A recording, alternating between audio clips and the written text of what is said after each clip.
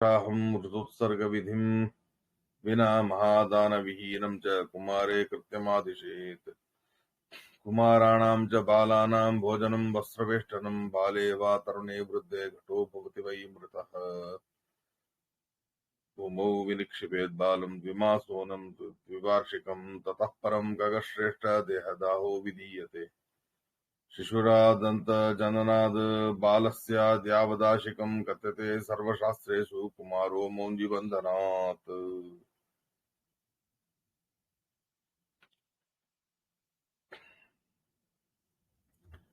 5 సంవత్సరాల బాలకులు,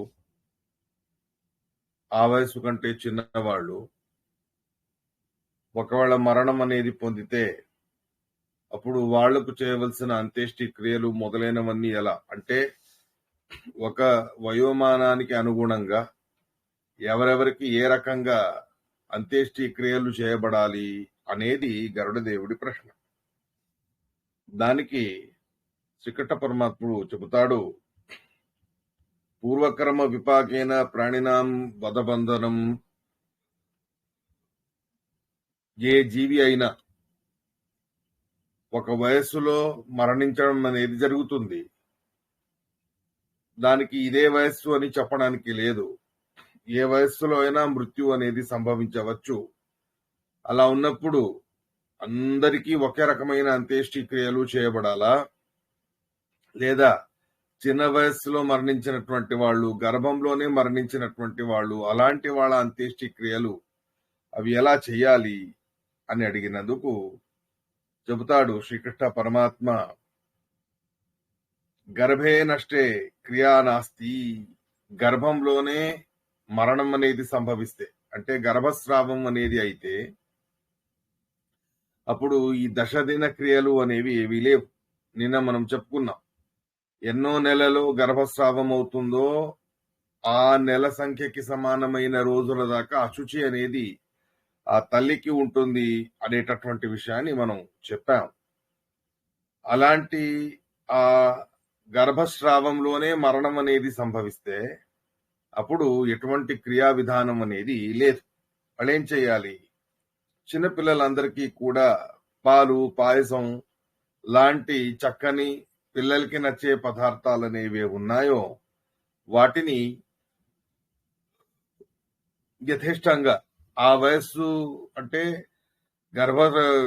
గర్భస్రావం అయినటువంటి సందర్భంలో ఆ నిమిత్తకంగా బాల్యావస్థలో ఉండేటటువంటి పిల్లలు వాళ్ళందరికీ కూడా దుగ్ధం మొదలైనవన్నీ అంటే పాలు, పాయసం లాంటివన్నీ కూడా ఇవ్వడం అనేది చెప్పి ఉన్నారు. కానీ ఈ గర్భస్రావ నిమిత్తకంగా ఏకాదశ, ద్వాదశాహం ఋతోత్సర్గం అనేది ఏంటి ఉండదు. ఋతోత్సర్గం అనేది అన్ని వయస్సుల వాళ్ళకి కూడా కాదు. గర్భంలో మరణించినటువంటి వాళ్ళకైతే వృషోత్సర్జనం లేనే లేదు. మహాదానాలు కూడా ఏం చెప్పలేదు. గర్భస్రావంలో ఒకవేళ జీవుడు మరణిస్తే అటువంటి జీవుడి కోసం మహాదానాలు లాంటివేవి కూడా చెప్పలేదు. వయస్సులో ఉన్న చిన్నపిల్లలు ఎవరైతే ఉన్నారో వాళ్ళకు కడుపు నిండా భోజనం పెట్టడం, వాళ్ళకి వస్త్రాలు ఇవ్వడం మొదలైనవన్నీ కూడా చేయడం అనేదే ఆ మరణించిన శిశువుకి తృప్తిదాయకంగా మారుతుంది అనేటటువంటి విషయాన్ని చెబుతాడు శ్రీకృష్ణ పరమాత్మ. ఇక ప్రసవం అయింది, గర్భస్రావంలో మరణం సంభవించలేదు, ప్రసవం అనేది అయ్యింది. అలాంటి సమయంలో ఏంటి అంటే ద్విమాసోనం భూమౌ వినిక్షిపేద్ బాలం. ద్విమాసోనం ద్వివార్షికం, 2 సంవత్సరాల దాకా, 2 నెలల నుండి మొదలుపెట్టి 2 సంవత్సరాల దాకాను కూడా శిశువులు మరణం అనేది పొందితే అలాంటి వాళ్ళకి పూడ్చిపెట్టడం అనేది ఉందే తప్ప అగ్ని సంస్కారం అనేది ఆ చిన్న వయస్సులో మరణించిన శిశువులకి ఉండదు.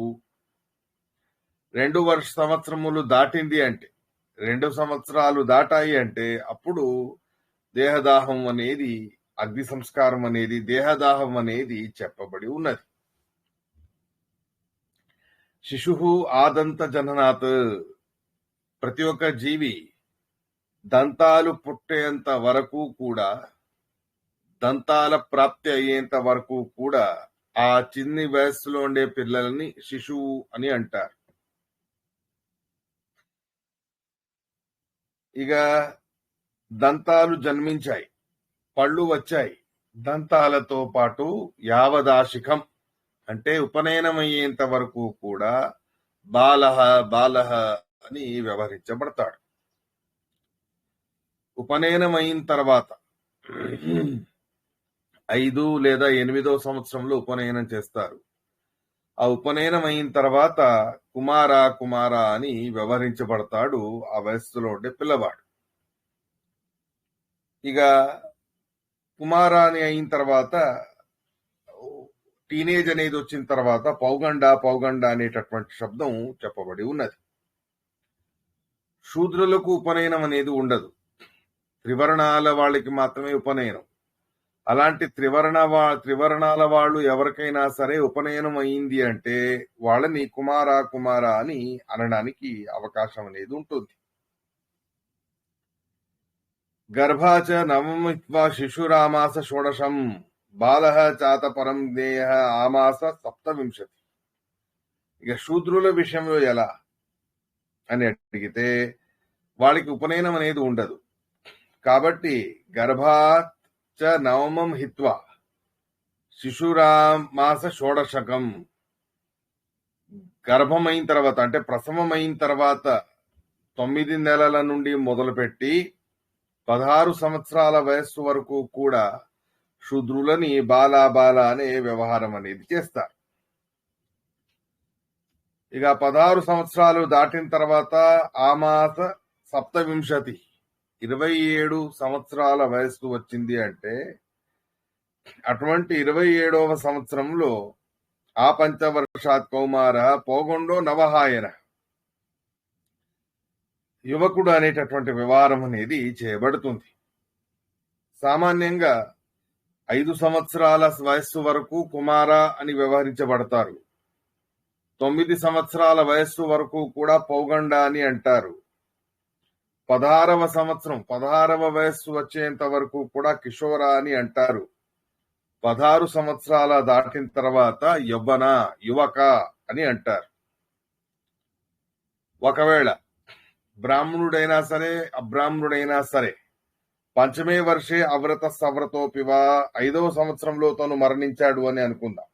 అప్పుడెలా అని అడిగితే పూర్వోక్తమేవ కర్తవ్యం ఇహతే దశపిండకం. ఆ 5 సంవత్సరాల వయస్సులో ఎవరు మరణించినా వాళ్ళకి దశదిన కర్మలు అనేవి చెప్పబడి ఉన్నాయి.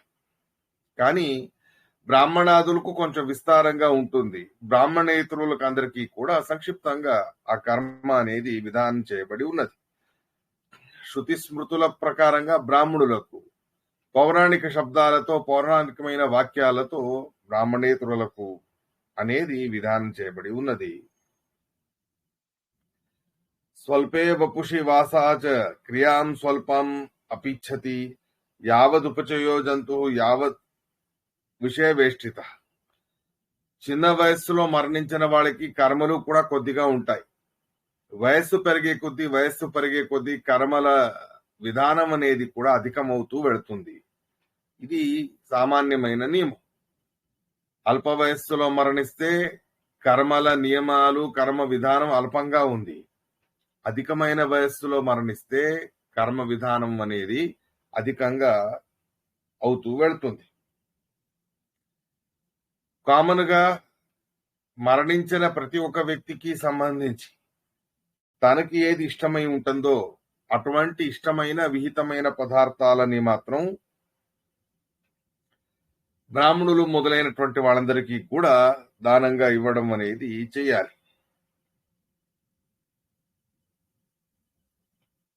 బ్రహ్మ బీజోద్భవ పుత్రాః దేవర్షీణాం చ వల్లభాః యమేన యమదూతైశ్చ మన్యంతే నిశ్చితం ఖగ బాలో వృద్ధో యువా వాపి ఘటమిచ్చంతి దేహినః. ఈ ఘటముతో ఉండే వ్యవహారం, ఆ ఘటాన్ని పగలగొట్టే విధానం అనేది ఏది ఉంది కదా, అది బ్రహ్మ బీజోద్భవ బ్రాహ్మణ సంతతికి సంబంధించి చేయడం వలన దేవర్షులకు అది చాలా ఇష్టం అవుతుంది అని చెప్పారు. యమధర్మరాజుకైనా సరే యమదూతలకైనా సరే బాలో వృద్ధో యువావాపి ఘటమిచ్చంతి దేహిన, 5 సంవత్సరాల దాటిన తర్వాత ఆ ఘట విధానం అనేది ఏది ఉంది కదా, ఘట ధ్వంసం అనే విధానం ఏది ఉంది కదా, ఆ విధానం అనేది చెప్పబడి ఉన్నది.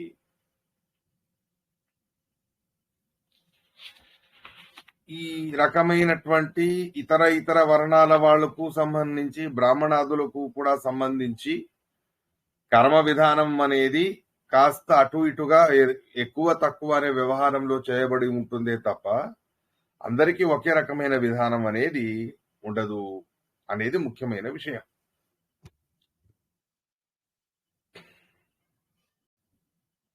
పంచవర్షాధికే బాలే విపత్తి యది జాయతే వృషోత్సర్గాధికం కర్మ సపిండీకరణం వినా 5 సంవత్సరాలు దాటిన తర్వాత మరణిస్తే అప్పుడు వృషోత్సర్జన అనేది వాళ్ళకి చెప్పబడి ఉన్నది.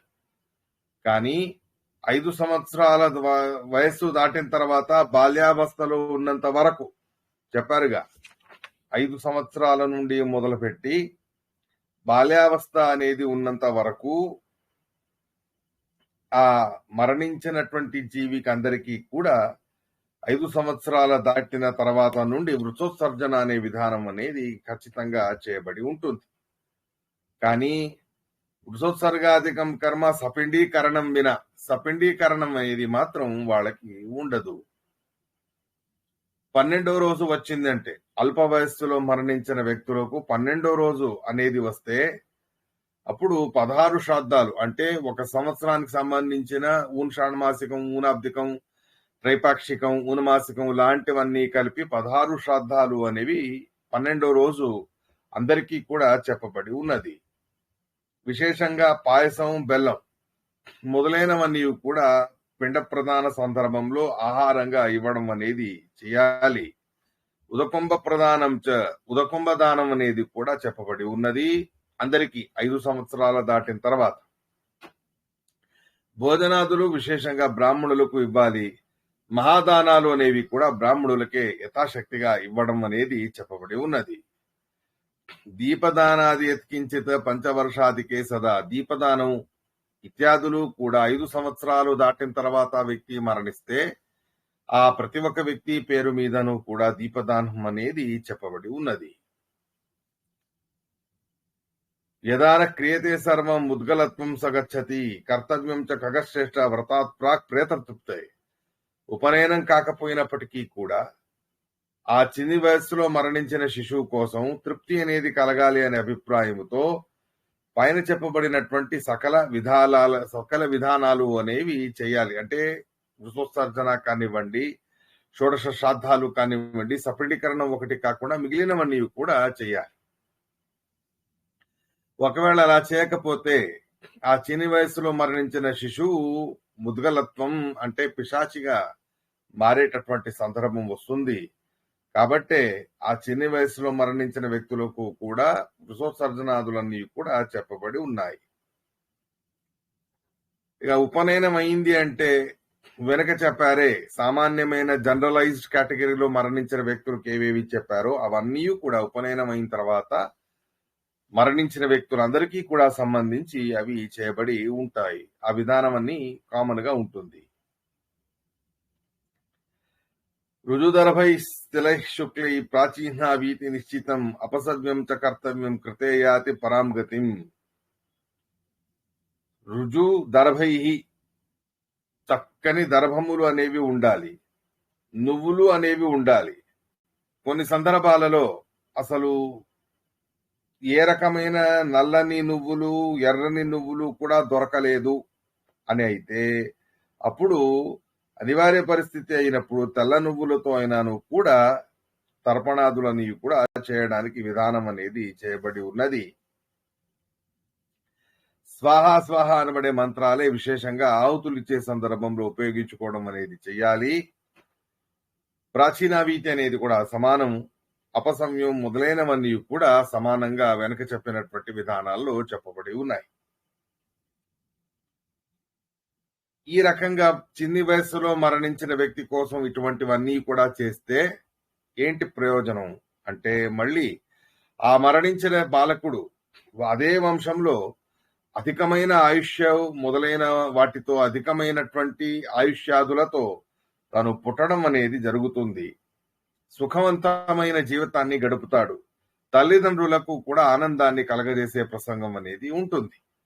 కాబట్టి చిన్న వయస్సులో మరణించిన బాలకులను ఉద్దేశంగా పెట్టుకొని పైన చెప్పబడినటువంటి విధానాలన్నీ కూడా చేయడం వలన ఆ బాలకుడు మళ్ళీ అదే వంశంలో దీర్ఘాయు ఇత్యాదులతో పుట్టడం అనేది జరుగుతుంది.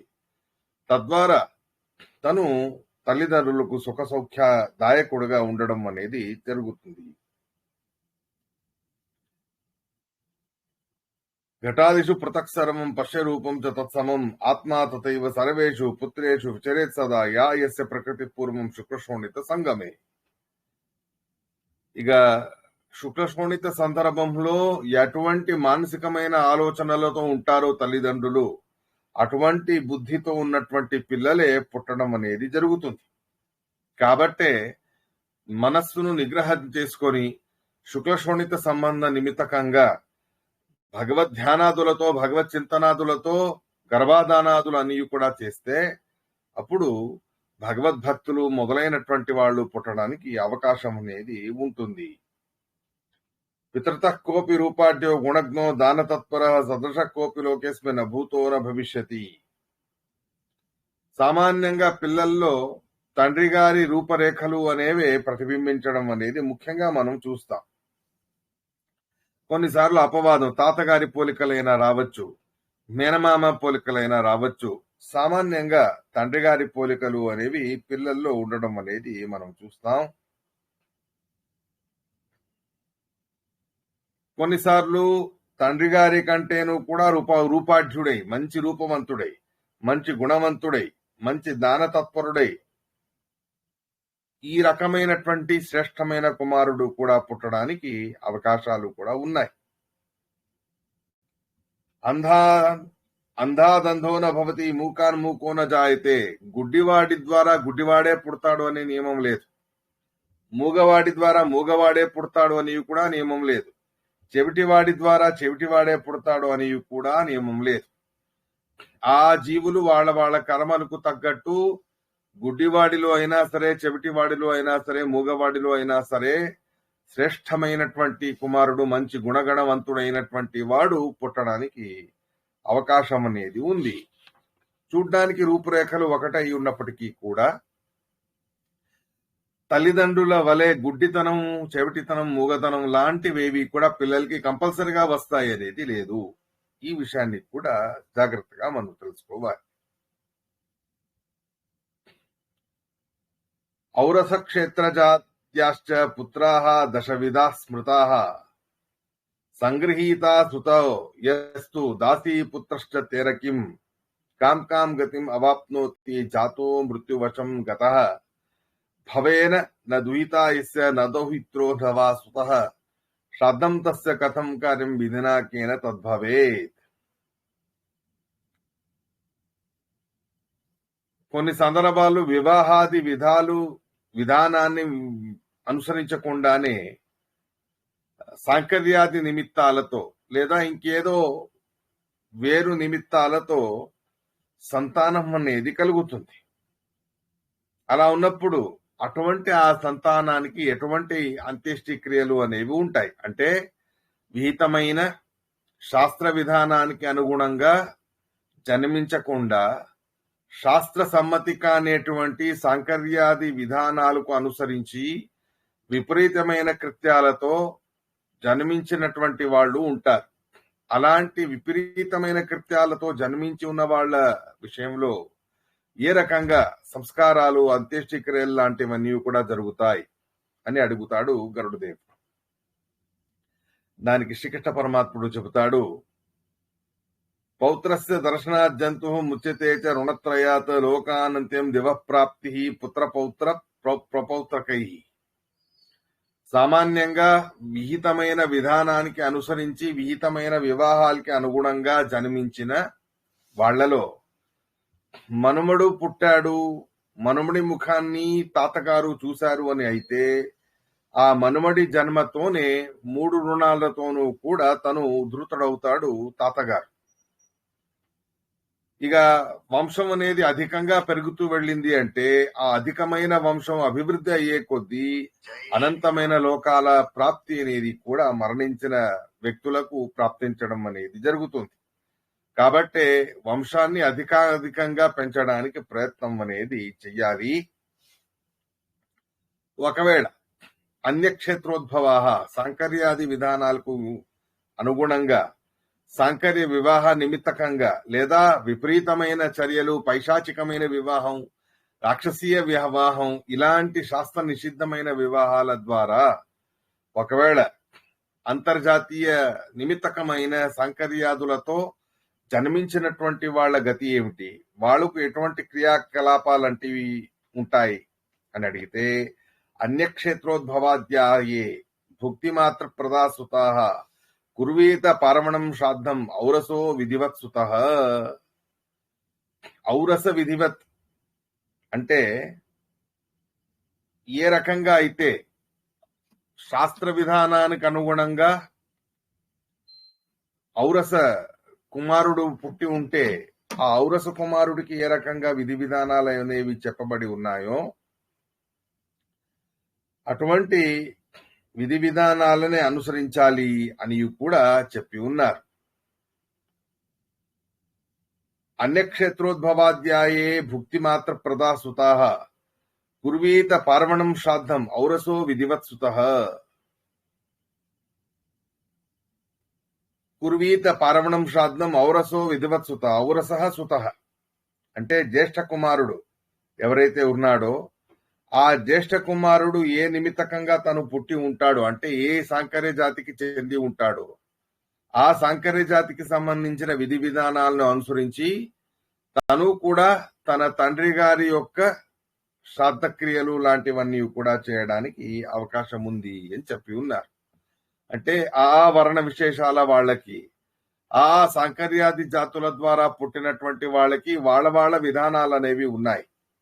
అటువంటి ఆ విధానాలు అనేవి జ్యేష్ఠ కుమారుడై ఉంటే అతడు తను ఏ సాంకర్య నిమిత్తకంగా పుట్టి ఉన్నాడో ఆ సాంకర్య నిమిత్తకంగానే తను చేయడం అనేది చేయాలి. కుర్వంతి అన్యే సుతాశ్రాద్ధం ఏకోద్దిష్టం న పార్వణం. ఇక ఏకోద్దిష్టం పార్వణం లాంటివి ఉండదు. ఏకోద్దిష్ట పార్వణం అనేది లేకుండా అంటే పిండ ప్రదానం లాంటివి ఏకోద్దిష్ట క్రమంలో చేసేటటువంటి పద్ధతి ఏదైతే జనరల్ కేటగిరీకి చెంది ఉన్నదో ఆ పద్ధతి మాత్రం ఉండదు. కొంచెం వేరుగా వాళ్ళ తండ్రి గారి కోసమని పిండ ప్రదానాన్ని చేసే పద్ధతి ఉంది. ఉదాహరణకి బ్రాహ్మణేతరులందరూ కూడా పిష్టపిండం అంటే జవతో చేసిన పిండాన్ని పిండ ప్రదానంగా చేసే పద్ధతి ఉంది. పార్వణ విధిలో అన్నాన్ని పిండ ప్రధానంగా ఉపయోగించుకుంటారు. అది కామన్ పద్ధతి. అలా కాకుండా సాంకర్యంగా తను పుట్టాడు. పురుషుడికి పరజాతి స్త్రీ ద్వారా ఎవడో పుట్టాడు. పుడితే వాడి తండ్రి రుణం తీర్చుకోవాలన్నప్పుడు వాడు బ్రాహ్మణుడిలా కాకుండా ఇతర వర్ణానికి మాతృజాతి శిశువునామని చెప్పిన ప్రకారంగా తల్లిగారి జాతియే పిల్లలకి సంభవించడం అనేది జరుగుతుంది. బ్రాహ్మణ పురుషుడు క్షత్రియ జాతి కన్య ద్వారా సంతానాన్ని కలిగితే అతడిని క్షత్రియుడు అని స్వీకరిస్తారు. బ్రాహ్మణ జాతి పురుషుడు వైశ్య జాతి స్త్రీ ద్వారా పిల్లల్ని కంటే వాళ్ళు వైశ్య జాతికి చెందిన వాళ్లే అవుతారు. బ్రాహ్మణ జాతి పురుషుడు శూద్ర స్త్రీ ద్వారా పిల్లల్ని కంటే వాడు శూద్రుడుగానే అంటే ఆ పిల్లవాడు శూద్రుడుగానే వ్యవహరించబడతాడు. అయితే ఒక బ్రాహ్మణుడికి బ్రాహ్మణ స్త్రీ ఉన్నది, క్షత్రియ స్త్రీ ఉన్నది, వైశ్య స్త్రీ ఉన్నది, శూద్ర స్త్రీ ఉంది అని అనుకుందాం. అలాంటప్పుడు నలుగురు కూడా వాళ్ళ తండ్రి గారి కోసం శ్రాద్ధం అనేది చెయ్యాలి. బ్రాహ్మణుడిగా పుట్టినవాడు బ్రాహ్మణ జాతీయ విధానాన్ని అనుసరించాలి. క్షత్రియుడిగా పుట్టినవాడు క్షత్రియ జాతి విధానాన్ని అనుసరించాలి. వైశ్య జాతిలో పుట్టినవాడు వైశ్య జాతి విధానాన్ని, శూద్ర జాతిలో పుట్టినవాడు శూద్ర జాతి విధానాన్ని అనుసరించాలి. సామాన్యంగా బ్రాహ్మణులు శూద్రులు అనే విభాగం ఒకటే మిగిలిపోతుంది కలియుగంలో. అలా ఉన్నప్పుడు బ్రాహ్మణేతరులందరినీ కూడా పిష్టపిండ ప్రధానాలు జవ అనబడేటటువంటి గోధుమలకే సంబంధించిన ఒక జాతి అది. అటువంటి ఆ జవా జవా అని అంటారు. ఆ జవా అనబడేటటువంటి పదార్థంతో చేయబడిన పిండిని పిండ ప్రదానాలుగా ఉపయోగించుకోవడం అనేది జరుగుతుంది. యద్యపి మరణించిన వాడు తండ్రి బ్రాహ్మణుడే, కానీ తను ఏ స్త్రీ ద్వారా పుట్టాడో ఆ స్త్రీ జాతియే వాడికి వస్తుంది. ఆ జాతికి అనుగుణంగా వాడు వాడి తండ్రి గారి విధానాన్ని అనుసరించి వాడికి చెప్పిన ప్రకారంగా వాడు చేయడం అనేది శ్రాద్ధాన్ని విధానాన్ని అనేది చెప్పి ఉన్నారు. దానాల విషయంలో అందరూ అన్ని రకాల దానాలు కూడా ఇవ్వవచ్చు. వీళ్ళే ఈ దానమే ఇవ్వాలి, ఇదే దానం ఇవ్వకూడదు అని ఏం లేదు. ఏ వర్ణం వాడైనా కూడా సర్వదానాలను కూడా తప్పకుండా ఇవ్వవచ్చు. ఇక బ్రాహ్మణ జాతి సంబంధించి బ్రాహ్మణ స్త్రీ ద్వారా పుట్టిన కుమారుడై ఉన్నాడంటే వాడు ఏకోద్దిష్ట విధానం, పార్వణం లాంటివన్నీ కూడా తప్పకుండా చేయవచ్చు. ప్రతి సంవత్సరం కూడా వచ్చునట్టి తల్లిదండ్రుల శ్రాద్ధం, అటువంటి ఆ శ్రాద్ధాలు అందరూ కూడా అన్ని వర్ణాల వాళ్ళు కూడా ఖచ్చితంగా చేయాలి. ఈ ఏకోద్దిష్ట విధానం అనేది అంటే దశదిన కర్మలు అనేవి ఖచ్చితంగా జరగాల్సిందే. దశదిన కర్మలు లేకుండా పార్వణ విధిని నేరుగా మొదలు పెట్టడానికి లేదు. దశదిన కర్మలు అనేవి చేసిన తర్వాతనే పార్వణ విధానం అనేది ఆరంభించడానికి అవకాశం ఉంటుంది. ఇక బ్రాహ్మణేతరులుగా పుట్టినటువంటి పిల్లలు, అలాంటి వాళ్ళు తీర్థక్షేత్రాలలో తమ తండ్రి గారి కోసమని శ్రాద్ధం అనేది చేయవచ్చు.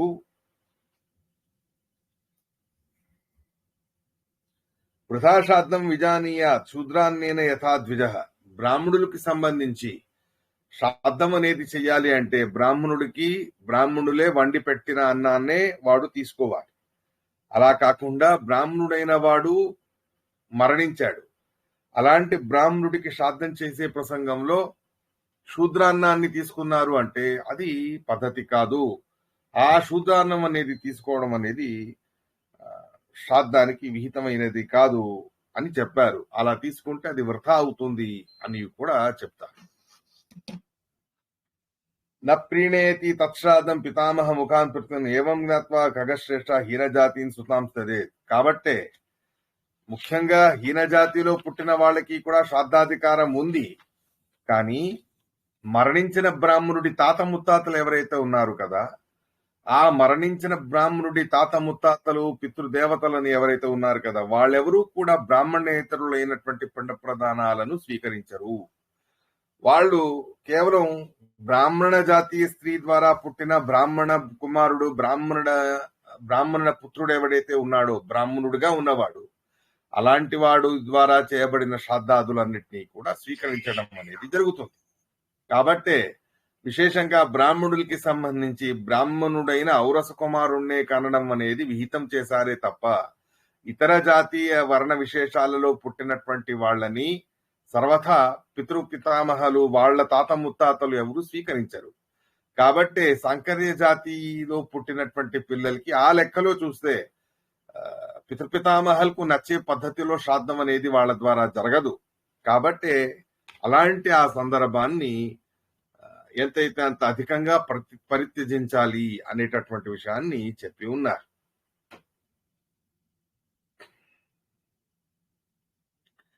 ఇక బ్రాహ్మణ్యాం బ్రాహ్మణాత్ జాతః చాండాలాద్ అధమస్మృతః యస్తు ప్రవ్రజితాత్ జాతో బ్రాహ్మణ్యాం శూద్రతశ్చయః ద్వౌవేతో విద్ధి చాండాలో సగోత్రాత్ యస్తు జాయతే.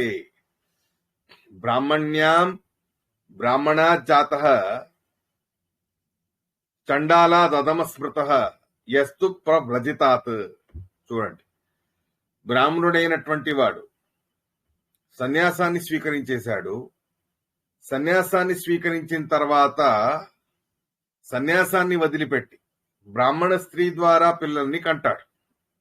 అలాంటి వాడు చండాలుడి కంటే అధముడు అని తెలుసుకోవాలి. అర్థమైందిగా? బ్రాహ్మణుడైన వాడు సన్యాసాశ్రమాన్ని స్వీకరించేశాడు. సన్యాసాశ్రమాన్ని స్వీకరించిన తర్వాత మళ్ళీ సన్యాసాన్ని వదిలిపెట్టి ఒక అమ్మాయిని, బ్రాహ్మణ స్త్రీనే పెళ్లి చేసుకున్నాడు అని అనుకుందాం. అలా బ్రాహ్మణ స్త్రీనే పెళ్లి చేసుకున్నప్పటికీ కూడా సన్యాసాన్ని పరిత్యజించి ఉండడం వలన ఆ బ్రాహ్మణ స్త్రీ ద్వారా పుట్టినటువంటి వాడు చండాలుడి కంటే అధముడు అని తెలుసుకోండి. చండాలుడు వీడికంటే కొంచెం ఉత్తమం. అంటే బ్రాహ్మణ సన్యాసి ద్వారా బ్రాహ్మణ స్త్రీ యందు పుట్టినటువంటి పిల్లలు చండాలుల కంటే అధము. చండాలుడు అంటే న్యూన జాతికి చెందినవాడు. చండాలుడు ఎవరు అంటే రెండు రకాలుగా చెప్పారు. శూద్రుడి ద్వారా బ్రాహ్మణ స్త్రీ యందు పుడితే, శూద్ర నిమిత్తంతో బ్రాహ్మణ స్త్రీ యందు పుడితే, అలాంటి ప్రతిలోమ సాంకర్య జాతి ద్వారా పుట్టిన వాడిని చండాల అని అంటారు. లేదా సగోత్రీయ వివాహం, ఏకగోత్రీయ వివాహం ద్వారా పిల్లలు పుడితే ఆ ఏకగోత్రీయ వివాహం ద్వారా పుట్టిన పిల్లల్ని కూడా చండాలులు అని చెప్పడం అనేది జరుగుతుంది. స్వర్యాతి విహితాన్ పుత్రాన్ సముపాద్య ఖగేశ్వర. కాబట్టి శాస్త్ర విహితమైన విధానాన్ని అనుసరించి శాస్త్ర స్వీకృతమైన పద్ధతిలోనే పిల్లల్ని కరణం అనేది యోగ్యమైనటువంటి విధానం అవుతుంది అని గరుడదేవుడికి శ్రీకృష్ణ పరమాత్ముడు చెబుతాడు. అలాంటి శ్రేష్టమైన రీతిలో శాస్త్ర విధికి అనుగుణంగా పుట్టిన పిల్లలే పితృకార్యాలలో శ్రేష్ఠులైనటువంటి వాళ్ళై ఉంటారు. హీనజాతి సముద్భూతై సువృత్తై సుఖమేధతే తై సువృత్తై సుఖం ప్రాప్య కురువృత్తై నరకం రజేత్. హీనజాతి సముద్భూతై సువృత్తై సుఖమేధతే. హీనజాతిలో పుట్టినటువంటి వాడు ఒకవేళ మంచి ఆచారవంతులై అంటే భగవద్భక్తులై సజ్జనులై ఉన్నారు అంటే, అలాంటి హీనజాతిలో పుట్టినవాడు ఒకవేళ శ్రేష్టమైన విష్ణు భక్తిని పొందినవాడై ఉన్నాడంటే అప్పుడు పితృదేవతలు మొదలైన వాళ్ళందరూ కూడా సంతోషాన్ని పొందుతారు. హీనజాతిలో పుట్టినటువంటి వాడి కువృత్తులు అనేవి ఉన్నాయంటే వాడు కాస్త ధర్మ మార్గంలో సాగుతూ ఉన్నాడు అని అయితే అలాంటి వాడు నరకానికి వెళ్ళడం అనేది జరుగుతుంది. కలికలుష విముక్త పూజిత సిద్ధ సంఘైర్ అమర అమరచమరమాల విద్యమానోప్సరోభి పితృశతమపి బంధూన్ పుత్ర పౌత్ర ప్రపౌత్రాన్ అపి నరక నిమగ్నాన్ ఉద్ధరేదేక ఏవ. ఒక్క విష్ణు భక్తుడు బ్రాహ్మణ స్త్రీ ద్వారా బ్రాహ్మణుడికి సరైన పద్ధతి ప్రకారంగా శాస్త్ర సమ్మతమైన ఎటువంటి సాంకర్య నిమిత్తకంగా కాకుండా, ఏ సాంకర్యం లేకుండా శాస్త్ర విధానాన్ని అనుసరించి ఒకవేళ విష్ణు భక్తుడైన వాడు వారి వంశంలో పుట్టాడు అని అయితే అలాంటి వాడు నరకంలో పడి ఉన్న పితృదేవతల్ని కూడా ఉద్ధరించగలడు. ఆ రకంగా విహితమైన సాంకర్య జాతి కాకుండా విహితమైన క్రమలో అనులోమ జాతి లేదా ప్రతిలోమ జాతి కూడా కాకుండా బ్రాహ్మణ స్త్రీ, క్షత్రియ స్త్రీ, వైశ్య స్త్రీ, ఈ రకమైన సజాతీయమైన గోత్ర భిన్నమైన స్త్రీ పురుషుల ద్వారా పిల్లలు పుడితే వాడు విష్ణు భక్తుడైతే అలాంటి వాడు నరకంలో పడినటువంటి తమ పూర్వీకుల్ని కూడా ఉద్ధరించే సామర్థ్యాన్ని పొంది ఉంటాడు అనేటటువంటి విషయాన్ని చెబుతాడు శ్రీకృష్ణ పరమాత్మ. సత్యం బ్రూహి సురశ్రేష్ఠ కృపాం కృత్వా మయి ప్రభో మృతానాం చైవ జంతూనాం కదా కుర్యాత్ సపిండనం. సపిండీకరణం ఈ విధానం ఎప్పుడు చెయ్యాలి? సపిండీకరణం చేయకపోతే ఏమవుతుంది? ఆడవాళ్ళకి మగవాళ్ళకి ఇద్దరికి కూడా సపిండీకరణం అనేది చెయ్యాలా?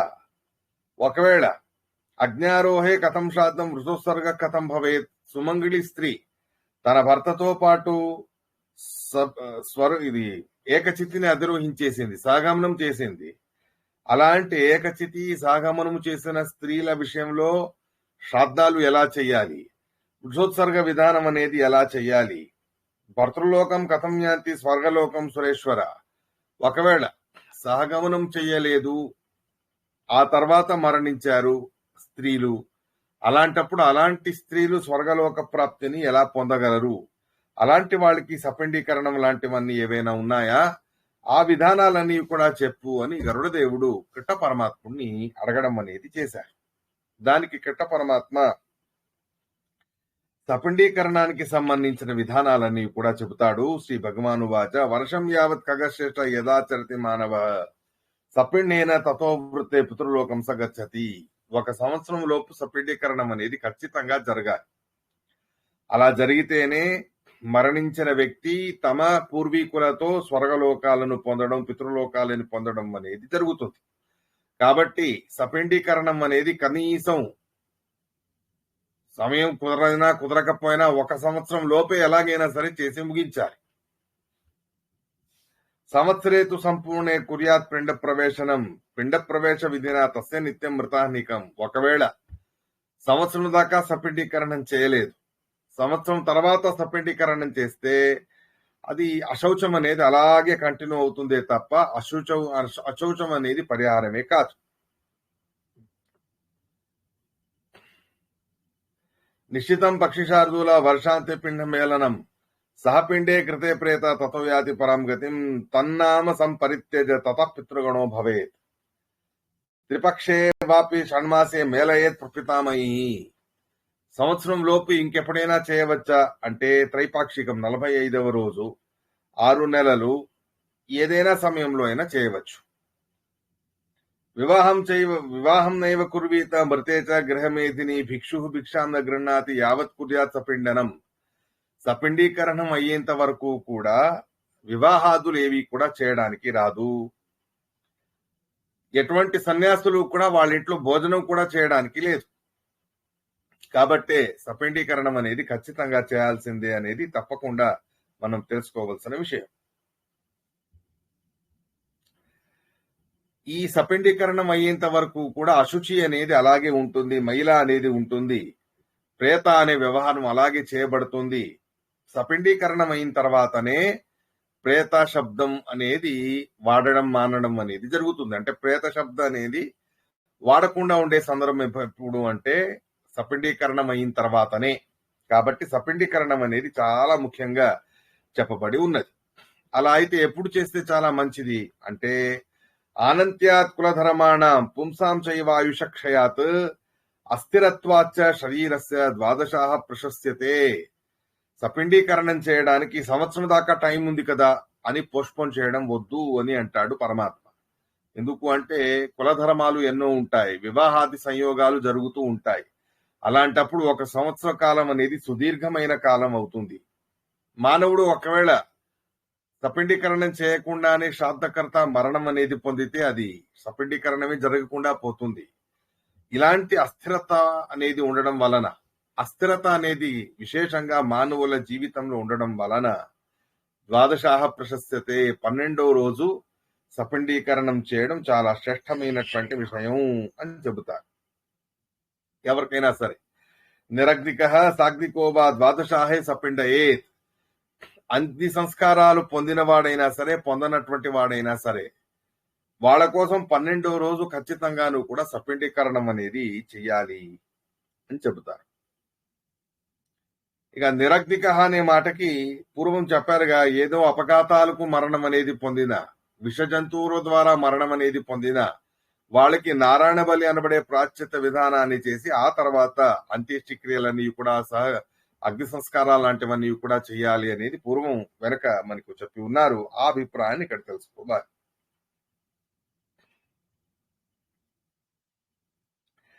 సపుత్రస్య నకర్తవ్యం ఏకోద్దిష్టం కదాచన సపిండీకరణాదూర్ధ్వం ఎత్ర ఎత్ర ప్రదీయతే తత్ర తత్ర త్రయం కార్యం వర్జయిత్వా క్షయే హని పితా పితామహ చైవ తథైవ ప్రపితామహః.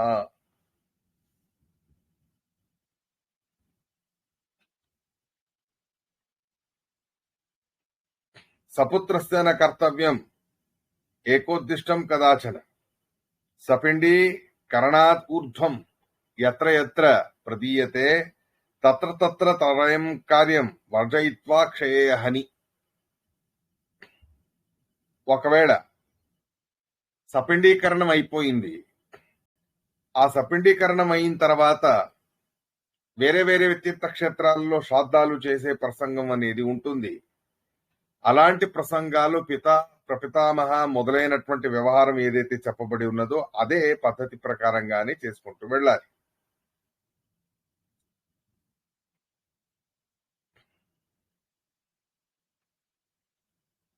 అంటే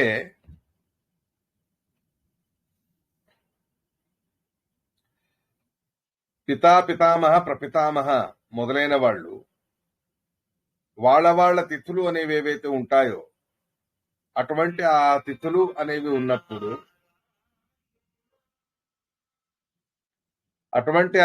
అనేవి ఉన్నప్పుడు విశేషంగా ఋషులు మునులు మొదలైన వాళ్ళందరూ కూడా చెప్పినటువంటి సందర్భం ఏమిటి అంటే ఏకోత్తిష్ట శ్రాద్ధం చేసేయడానికి శక్తి లేదు అని అనుకుందాం. అలా ఉన్నప్పుడు ఏకోత్తిష్ట శ్రాద్ధం చేసే శక్తి లేదు అని అయితే అప్పుడు పార్వణ శ్రాద్ధం అనే పద్ధతి ప్రకారంగా అయినాను కూడా చేయడం అనేది చెప్పి ఉన్నారు. ఇది ఎప్పుడు ఏకోత్తిష్ట పద్ధతి ప్రకారంగా చేయడానికి ఒకవేళ కుదరకపోతే, కానీ ఏకోత్తిష్ట పద్ధతి అనేది అదేమంత పెద్ద కఠినమైనది కాదు. కొన్ని అనివార్యమైన పరిస్థితిలో చేయలేని పరిస్థితి అయి ఉంటే అప్పుడు ఈ పార్వణ శ్రాద్ధ విధానానికి అనుగుణంగా ఏదైతే చెప్పబడి ఉన్నదో ఆ పద్ధతి అనుసరించడం అనేది చెప్పి ఉన్నారు. కానీ ఉత్తమ పక్షం ఏమిటి అంటే ఈ దశదిన కర్మలు అనేవి జరగాలి, సపిండీకరణం లాంటివన్నీ కూడా పద్ధతి ప్రకారంగా చేయడం అనేది యోగ్యమైనటువంటిది అని చెప్పి ఉన్నారు.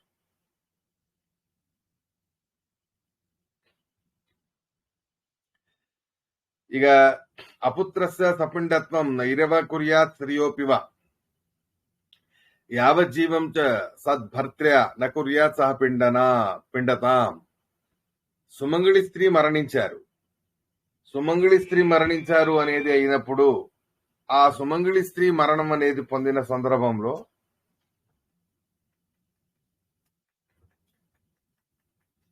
భర్త ఉన్నంత వరకు కూడా సపిండీకరణం అనేది వాళ్ళకి ఉండదు. ఇక భర్త మరణించిన తర్వాత సపిండీకరణం అనేది చేయడానికి వాళ్ళకి అవకాశం అనేది చెప్పబడి ఉన్నది. బ్రాహ్మాదిషు వివాహేషు యా విధిర్య సంస్కృత, బ్రాహ్మణాది విధి విధానానికి అనుగుణంగా ఏదైతే వివాహం పద్ధతి ప్రకారంగా జరుగుతుందో, శాస్త్ర అనుగుణంగా ఉంటుందో వాటికి పెద్ద సమస్య లేదు. కానీ ఆసురీ వివాహం, రాక్షసీయ వివాహం లాంటివి ఏవైనా చేసుకుని ఉంటే, బలాత్కారం ఇలాంటి పద్ధతుల వలన ఆ అమ్మాయికి హాని అనేది జరిగినప్పుడు, అలాంటి ఆ అమ్మాయి మరణించింది అని అయితే అప్పుడు ఆ మరణించినటువంటి ఆ అమ్మాయికి సంబంధించి అసురాది వివాహేషు యా వ్యూడా కన్యకా భవేత్ తస్యాస్తు పితృగోత్రేణ కుర్యాత్ పిండోదక క్రియ. తండ్రి గారి గోత్రానికి అనుగుణంగానే పిండ ప్రదానం అనేది చెయ్యాలి. శాస్త్ర విధానానికి అనుసరించి బ్రాహ్మాది విహితమైన వివాహాలు అనేవి ఏవైతే చెప్పబడి ఉంటాయో ఆ విహితమైన వివాహాల ద్వారా సరిగ్గా సరైన క్రమలో పద్ధతి ప్రకారంగా వివాహం జరిగింది, శాస్త్రానికి అనుగుణంగా వివాహం జరిగింది అని అయితే అప్పుడు శాస్త్రానికి అనుగుణంగా వివాహం జరిగిన స్త్రీలకి భర్త గోత్రం ద్వారా సపిండీకరణం, పిండ ప్రదానం లాంటివన్నీ కూడా చెప్పబడి ఉన్నాయి. జాగ్రత్తగా తెలుసుకోండి, కన్ఫ్యూజన్ అనేది ఏం లేదు. పద్ధతి ప్రకారంగా శాస్త్ర విధానానికి అనుగుణంగా సరి అయిన పద్ధతిలో వివాహం జరిగితే అప్పుడు ఆ వివాహితురాలైన స్త్రీకి భర్త గోత్రం అనేది వస్తుంది. కానీ అసురాది వివాహాలు ఈ మధ్య కాలంలో నిర్భయ ఇత్యాది చట్టాల నిర్మాణం అనేది జరిగింది. శాస్త్ర విరుద్ధమైన పద్ధతిలో వివాహం చేసుకుని ఉంటారు.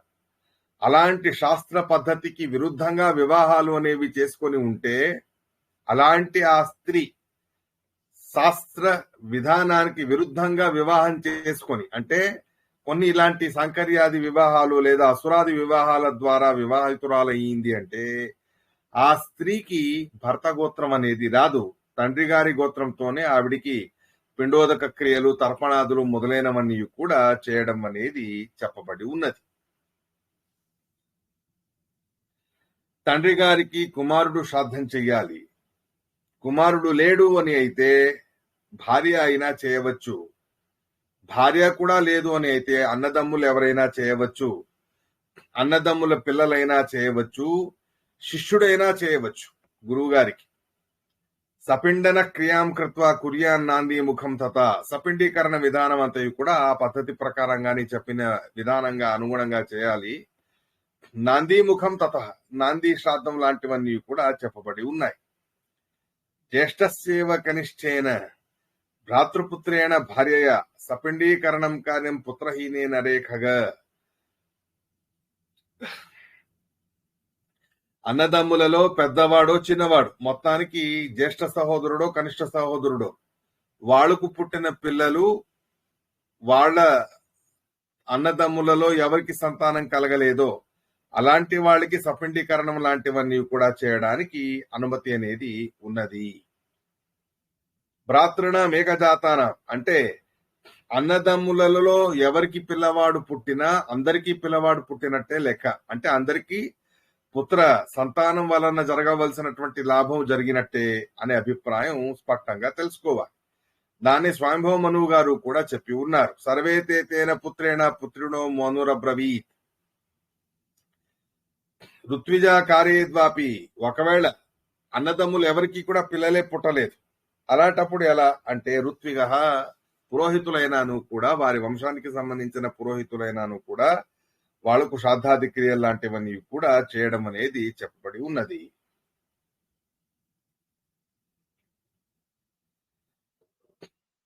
చూడోపనయనం అంటే ఉపనయనం అయిన తర్వాత నుండి కూడా ఆ పసివాడికి, ఆ అబ్బాయికి తండ్రి గారి శ్రాద్ధం చేసే అధికారం అనేది వస్తుంది. కృతచూడ అనుపేత చ పితుశ్రాద్ధం సమాచరే ఉచ్చారే స్వధాకారం నతు వేదాక్షరాణ్యసు.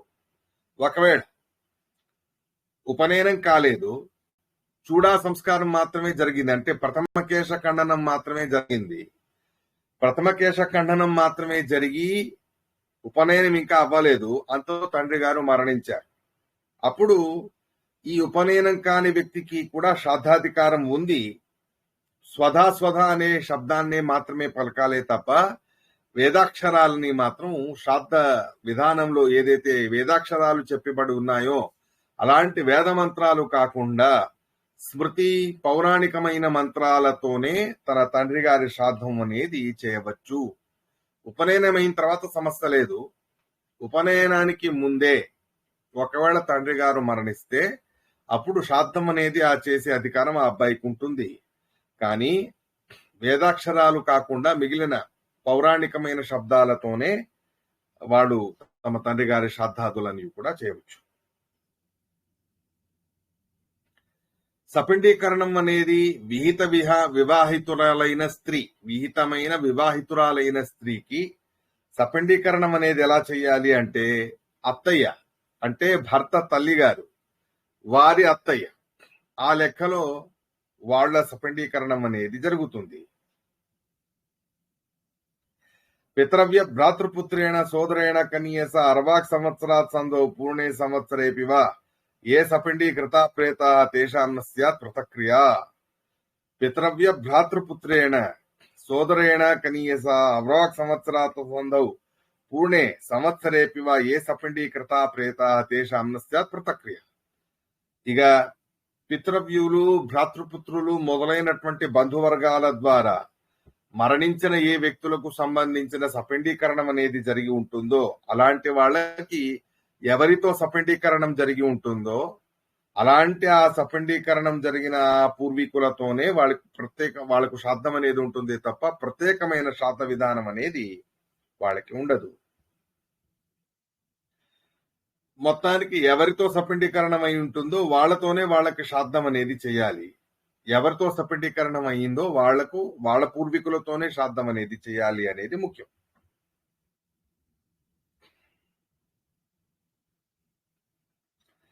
సపిండీకరణే వృతే పృథక్త్వం నోపపద్యతే పృథక్ పిండే కృతే పశ్చాత్ పునః కుర్యాత్ సపిండనం. ఒకవేళ సపిండీకరణం అయిన తర్వాత ప్రత్యేకమైన పృథక్ వేరుగా పిండ ప్రదానం అనేది చేస్తే అది పితృహత్య సమానమైన దోషానికి కారణమవుతుంది.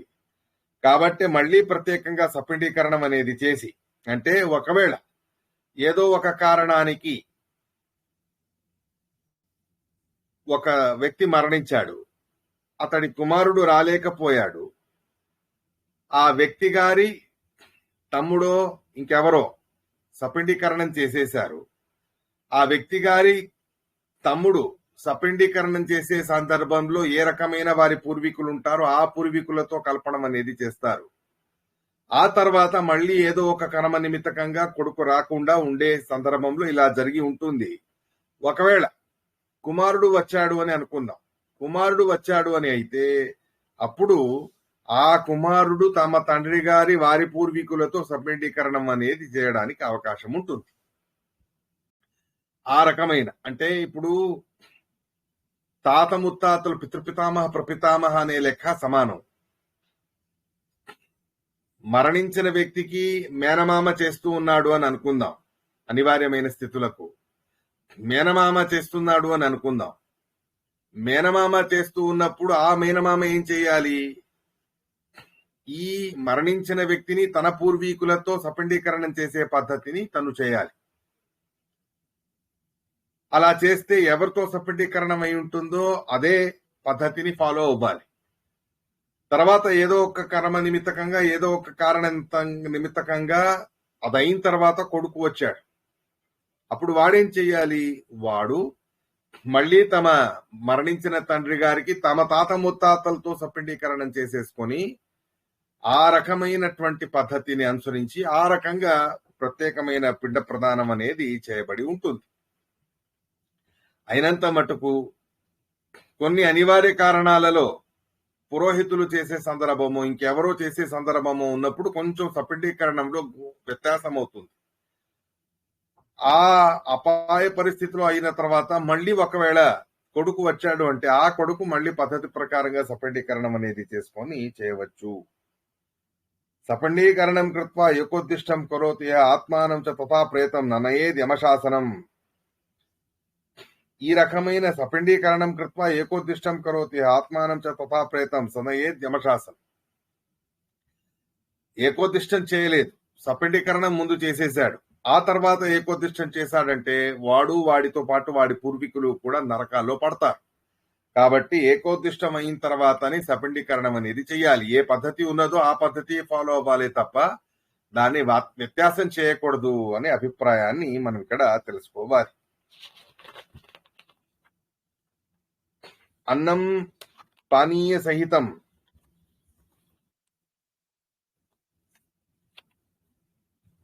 సంఖ్యాకృత్వా ఆబ్దికస్య చ దాతవ్యం బ్రాహ్మణే పక్షిం జలపూర్ణ ఘటాధికం. ఇక ఒక 16 సంవత్సరాలు 16 శ్రాద్ధాలు, ఒక సంవత్సరం లోపు చేయవలసినటువంటి 16 శ్రాద్ధాలు అనేవి ఉన్నాయో ఆ సంఖ్యకి సమానమైనటువంటి దాన ధర్మాలని బ్రాహ్మణులకు విశేషంగా అంత సమానమైన పదార్థాలని ఇవ్వడం అనేది పద్ధతిగా చెబుతాడు శ్రీకృష్ణ పరమాత్మ. అంటే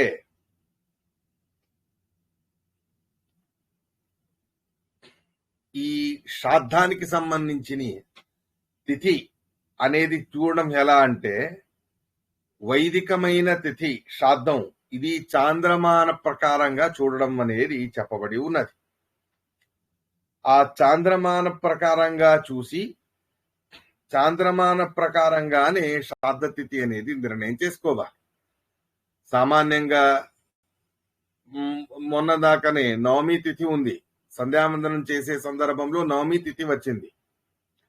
కానీ దశమి తిథి మరణించిన వ్యక్తి వాడి కుమారుడు నవమి సంధ్యావందన తిథి రోజు నవమి రోజే దశమి తిథి అని చెప్పి శ్రాద్ధం చెయ్యాలి. ఒకవేళ నవమి రోజు మామూలు తిథి నవమి ఉన్నప్పటికీ కూడా శ్రాద్ధ తిథి అనేది దశమి అని అయితే ఆ శ్రాద్ధ తిథి లెక్క ఏదైతే ఉందో చాంద్రమాన ప్రకారంగా చూసే పద్ధతి ఆ లెక్కలో ఉండేటటువంటి శ్రాద్ధ తిథికి అనుగుణంగానే మనం శ్రాద్ధాన్ని చెయ్యాలి.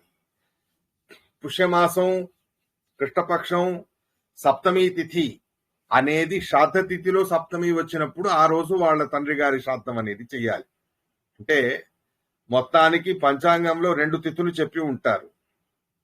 ఆ 2 రకాల తిథులలో శ్రాద్ధ సందర్భానికి సంబంధించిన శ్రాద్ధ తిథియే ముఖ్యమవుతుంది తప్ప సామాన్య తిథి షష్ఠి ఉన్నప్పటికీ కూడా శ్రాద్ధ తిథి సప్తమి అయితే ఆ రోజు సప్తమి అనే లెక్క తీసుకొని శ్రాద్ధం చేసేయాలి అని చెప్తూ ఉన్నాడు భగవంతుడు. అది విషయం. దాతవ్యం బ్రాహ్మణే పక్షం జలపూర్ణ ఘటాధికం పిండాంతి తస్య సకల వర్షవృత్తి స్వశక్తిత దివ్యదేహో విమానస్థ సుఖం యాతి యమాలయం. ఈ రకంగా శ్రాద్ధతిథికి అనుగుణంగా పిండ ప్రదానాలు లాంటివన్నీ జరిగినప్పుడు అన్నం పానీయ సహితం సంఖ్యాకృత్వ అబ్దికస్య చ, ఒక సంవత్సరం లోపు కూడా శ్రాద్ధతిథులే చాలా ముఖ్యం. అటువంటి శ్రాద్ధతిథులన్నీ కూడా చూసుకొని ఆ శ్రాద్ధతిథి అని చెప్పిన తిథికి అనుగుణంగానే శ్రాద్ధ పద్ధతులన్నీ కూడా పాటించాలి. అలా చేయడం వలన దివ్య దేహ ప్రాప్తి మొదలైనవన్నీ కూడా అయ్యి విమానస్థ, విమానాలని అధిరోహించి పూర్వీకులు వాళ్ళు స్వర్గాది లోకాలకి వెళ్లడం అనేది జరుగుతుంది.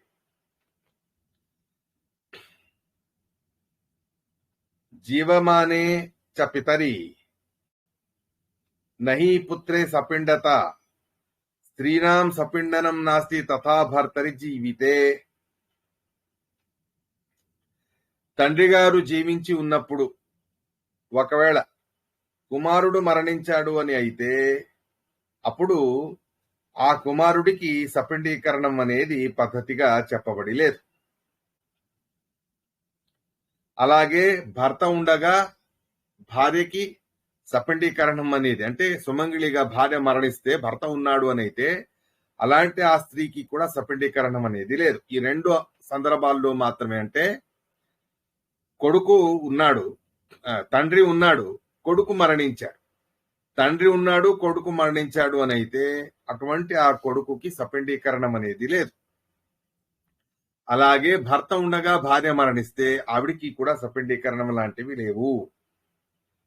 ఉతాశమ్యా సమారూఢ చతుర్థ్యాన్ని పతివ్రత తస్యా భర్తృదినే కార్యం వృషోత్సర్గాధికం చేయత్. ఇక సహగమనం చేసినటువంటి సందర్భాలని చెబుతాడు పరమాత్మ.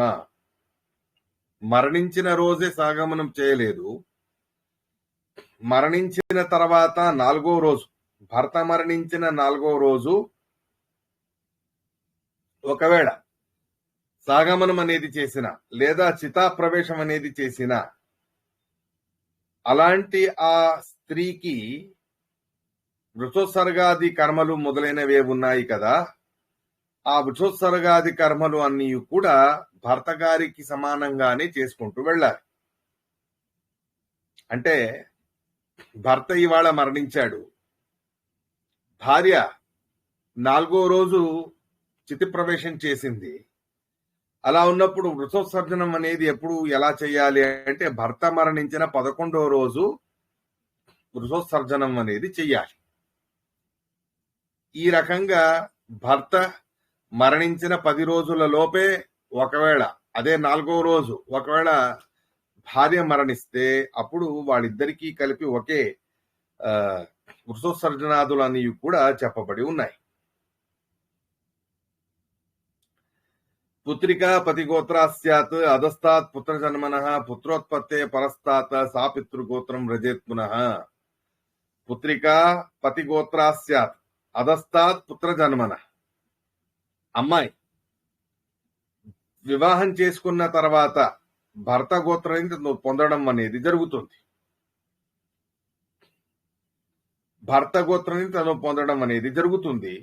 పుత్రోత్పత్తే పరస్తాత్ సా పితృగోత్రం వ్రజేత్ పునః. పతి పత్న్యో సదేకత్వం హుతాశం యాదిరోహతి పుత్రేణేవ ప్రతక్షాదం క్షయాకే తస్య వాసరే. భర్త భార్య ఇద్దరూ కూడా ఒకే చిత్తిని ప్రవేశించారు, సాగమనమో ఇంకేదో నిమిత్తంతోనో ఒకే చిత్తిని ప్రవేశించారు. అప్పుడు పుత్రేణైవ పృథక్షాద్దం క్షయాకే తస్య వాసరే. అలాంటప్పుడు కుమారుడు అదే రోజు ప్రతి సాంవత్సరిక శ్రాద్ధం అనేది ఏది ఉందో ఆ ప్రతి సాంవత్సరిక శ్రాద్ధం ప్రత్యేకంగా చేయాలి. అంటే తండ్రి గారికి ఆ రోజే ప్రత్యేకంగా ప్రతి సాంవత్సరిక శ్రాద్ధం అనేది చేసి కాలిక శ్రాద్ధం అనేది చేసి అదే రోజు తల్లి గారికి కూడా కాలిక శ్రాద్ధం అనేది చెయ్యాలి. ఇది కొన్ని అపురూపమైన సందర్భాల్లో అవుతాయి. ఒకవేళ ఒకే చిత్తిని భార్యాభర్త ఇద్దరు ప్రవేశించారు అని అయితే అదే రోజు 2 శ్రాద్ధాలు చెయ్యాలి.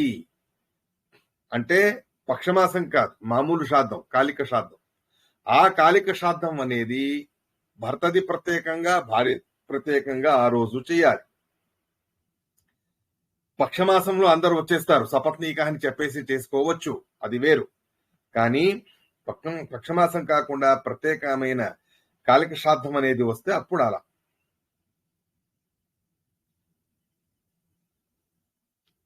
ఈ రకంగా సహగమనానికి లేదా ఏదో నిమిత్తకంగా ఏకచితి ప్రవేశ నిమిత్తకంగా చేయబడినటువంటి ఆ సందర్భాన్ని ఇలా చెప్పడం అనేది జరిగింది.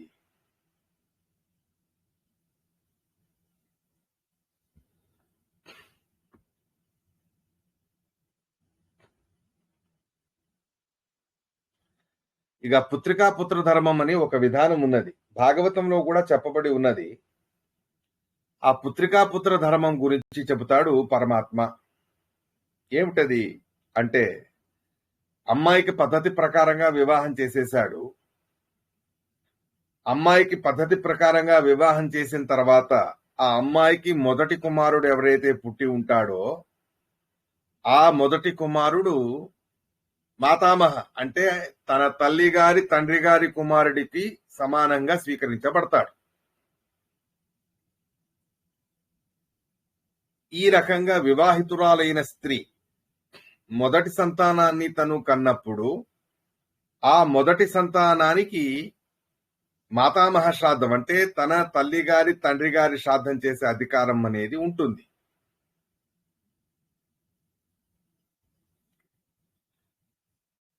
పుత్ర జన్మం అయిన తర్వాత అంటే పుత్ర జన్మం అయిన తర్వాత అప్పుడు భరత గోత్రం అనేది తనకు ఫాలో అవుతుంది. మొదటి సంతానం కనడానికి ముందు అంటే మొదటి సంతానం అయ్యేంత వరకు కూడా తండ్రి గారి గోత్రంతోనే ఆ అమ్మాయి వ్యవహరించబడుతుంది.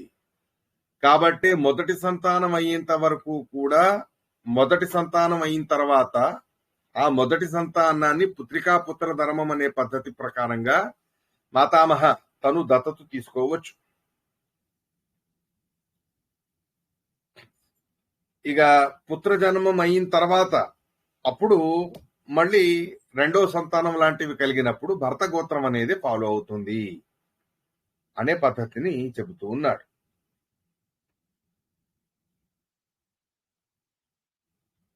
పతిపత్న్యో సదేకత్వం ముతాశం యాదిరోహతి అపుత్రౌ చైన మృతౌ స్యాత ఏకచిత్యాం సమేహని పృథక్షాద్ధాని కురువీత సాపిండ్యం పతినా సహ పృథక్ పృథక్ చ పిండేన దంపతి పతినా సహ నలిప్యేతే మహాదోషైరేతత్ సత్యం వచో మమ.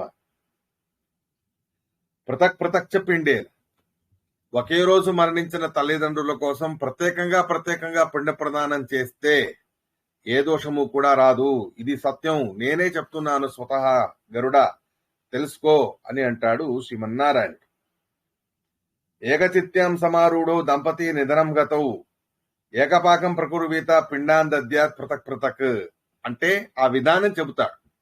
ఒకే రోజు మరణించారు తల్లిదండ్రులు, అలాంటప్పుడు ఆ ఒకే రోజు మరణించిన తల్లిదండ్రుల శ్రాద్ధ విధానం, ప్రతి సాంవత్సరిక శ్రాద్ధ విధానం ఎలా చేయబడాలి అన్న దాన్ని వివరిస్తారు. ఒకే చిత్తిని ప్రవేశించిన, సాగమనం చేసిన, లేదా భర్త మరణించిన వెంటనే మరణించిన ఆ సందర్భాలు అనేవి ఉంటే అప్పుడు ఏకపాకం ఒకే వంట, కానీ పిండ ప్రదానాలు ప్రత్యేకంగా చెయ్యాలి. తండ్రి గారికి పితృపితామహ ప్రపితామహ అనే పేరుతో పిండ ప్రదానం చెయ్యాలి. తల్లి గారికి మాత పితామహి ప్రపితామహి అనే పేర్లతో పిండ ప్రదానం చెయ్యాలి. వంట ఒకటే, కానీ పిండ ప్రదానం ప్రత్యేకంగా చెయ్యాలి. తండ్రి గారిది పితృపితామహ ప్రపితామహ అనే లెక్కలు చేస్తే తల్లి గారిది మాత పితామహి ప్రపితామహి అనే లెక్కలో చెయ్యాలి. ఇది ఒకే రోజు మరణించిన భార్యాభర్తలకు సంబంధించిన వాళ్ళ కొడుకు వాళ్ళ కుమారుడు చేయవలసినటువంటి శ్రాద్ధ విధానం. పృథక్ పిండ ప్రదానం ఉంటుంది, పాకం మాత్రం ఒకటే ఉంటుంది. ఏకాదశే వృత్సోత్సర్గం ప్రేతశ్రాద్ధాని షోడశ ఘటాతి పదదానాన్ని మహాదానాన్ని యానిచ వర్షం యావత్ పృథక్ కుర్యాత్ ప్రేత తృప్తిం వ్రజచ్చిరం. 11వ రోజు వృషోత్సర్జనం అనేది చేసిన తర్వాత ఒకవేళ అంటే ప్రశస్తమైన పద్ధతి 11వ రోజే 16 శ్రాద్ధాలు చేయించేయడం అనేది పద్ధతిగాను కూడా చెప్పబడి ఉన్నది. ఇక ఘటాది పదదానములు ఏవైతే ఉన్నాయో అవి ఓ సంవత్సరం దాకా నువ్వు కూడా ఇస్తూ వెళ్ళాలి. ఓ సంవత్సరం దాకా నువ్వు కూడా మహాదానాలు లాంటివన్నీ కూడా ఇస్తూ వెళ్తే అప్పుడు మరణించిన వ్యక్తికి తృప్తి అనేది కలుగుతుంది. కాబట్టి 11వ రోజు వృషోత్సర్జనం, షోడశ శ్రాద్ధాలు మొత్తం ముగించేయాలి. సపిండీకరణం అనేది 12వ రోజు అనేది చెప్పారుగా శ్రీకృష్ణ పరమాత్ముడు. అలా 12వ రోజు సపిండీకరణం.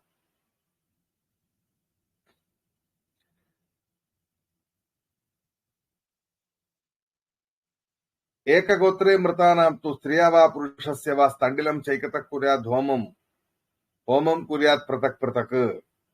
ఏకగోత్రే మృతానాం తు స్త్రియా వా పురుషస్య వా స్థండిలం చైకతః కుర్యాత్ హోమం కుర్యాత్ పృథక్ పృథక్. ఇక కొన్ని సందర్భాలు ఎలా ఉంటాయి అంటే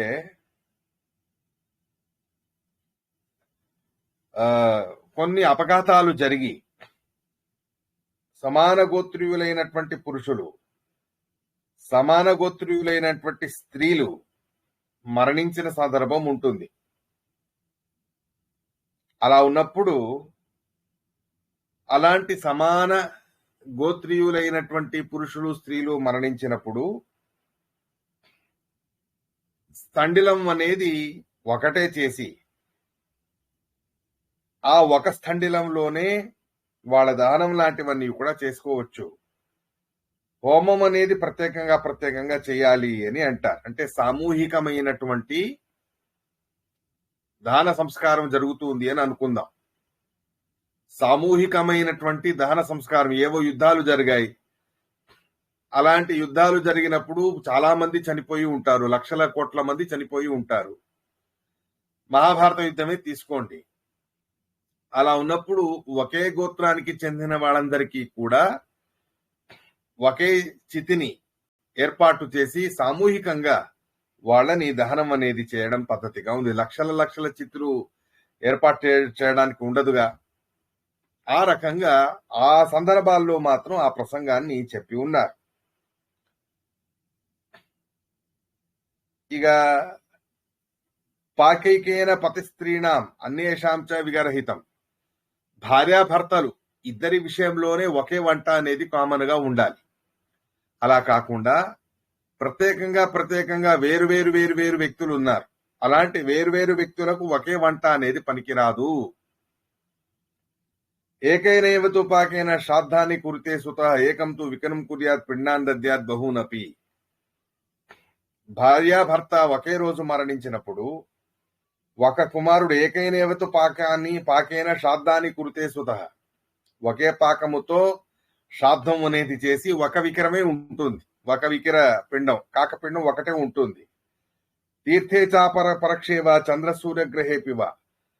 ఇక కొన్ని ప్రసంగాలు తీర్థక్షేత్రాల్లో చేసే సందర్భం, లేదా చంద్ర సూర్యుల గ్రహణ నిమిత్తకంగా చేయవలసిన సందర్భం, అలాంటి సందర్భాల్లోనూ కూడా ఒక వికిరం మాత్రమే ఉంటుంది అనేది చెప్పి ఉన్నారు. కానీ ప్రత్యేకమైన వ్యక్తులకు సంబంధించిన పిండ ప్రదానాలు జరిగినప్పుడు ప్రత్యేకమైన వ్యక్తులకు ఒకే వంట అనేది పనికిరాదు. శ్రాద్ధాది క్రియలలో ప్రత్యేకమైన వంటలు అనేవి చేయించడం అనేది పద్ధతి. వాటిని ఈ మధ్య కాలంలో మఠాలు అన్ని కూడా ఇదేది పట్టించుకోవట్లేదు. కొంతమంది కాస్త పద్ధతి ప్రకారంగా చేస్తారు. ప్రత్యేకమైన కుంపట్లు ఇచ్చి ప్రత్యేకంగా వైశ్యదేవాలు చేయించి ప్రత్యేకమైన పిండ ప్రదానాలు చేయించడం అనేది కరెక్ట్ పద్ధతి. అలా కాకుండా ఈ మధ్య ఒకే వంట చేసేసి ఒకడే వంటవాడు మఠంలో ఒక వంటవాడు అన్నం పెట్టేసి ఆ అన్నాన్ని అందరికీ విభాగం చేసి ఇచ్చేస్తాడు. 10 మంది ఉంటారు శ్రాద్ధం చేసేవాడు. ఆ 10 మందికి కూడా ఆ అన్నాన్ని ఇవ్వడం అనేది పద్ధతి కాదు. 10 మంది ఉంటే 10 కుంపట్లు ఇవ్వాలి. 100 మంది ఉంటే 100 కుంపట్లు ఇవ్వాలి. వాళ్ళు ప్రత్యేకంగా అన్నం వండుకోవాలి పిండ ప్రదానం చేయడానికి అనేది పద్ధతి. దాన్ని తెలుసుకోకుండా కొంతమంది ఈజీగా అయిపోతుంది కదా, ఏదో మఠానికి వెళ్ళి చేసేసుకుంటే అయిపోతుంది కదా అని చెప్పి ఏదో తప్పని పరిస్థితిగా చెయ్యాలి అని చెప్పి చేస్తారే తప్ప అది యాక్చువల్ గా శాస్త్ర విధానం అనేది కాదు. మఠాల్లో చేసిన మీ తాలూకా పిండ ప్రదానాలు చేసేటప్పుడు ప్రత్యేకంగా మీరు మీ కుంపట్లు వెలిగించుకొని ఆ కుంపట్లలో పిండ ప్రదానానికి కావలసినటువంటి అన్నం వండుకోండి. కామన్ అయినటువంటి అన్నంతో కామన్ అయినటువంటి గిన్నెలో ఉండే అన్నాన్నే 10 మందికి పంచితే ఆ పంచిన దాన్ని తీసుకోవడం, దాంతో పిండ ప్రదానం చేయడం అనేది ప్రశస్తమైనది కాదు.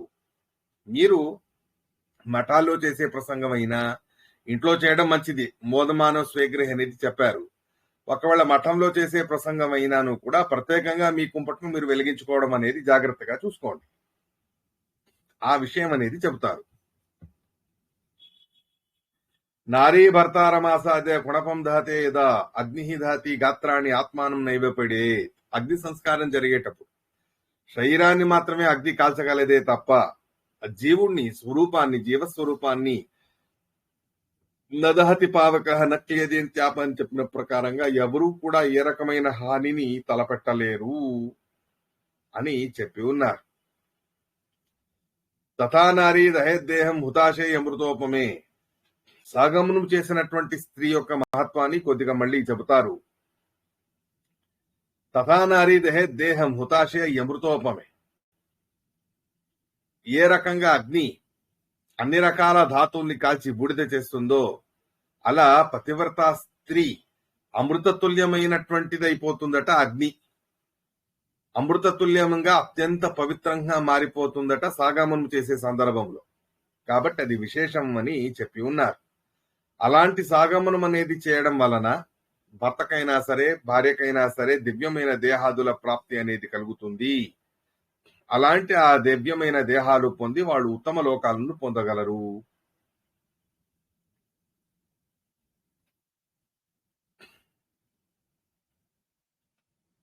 ఇక భర్త సంఘం పరిత్యజ్య అన్యత్రం రేతే ఇది.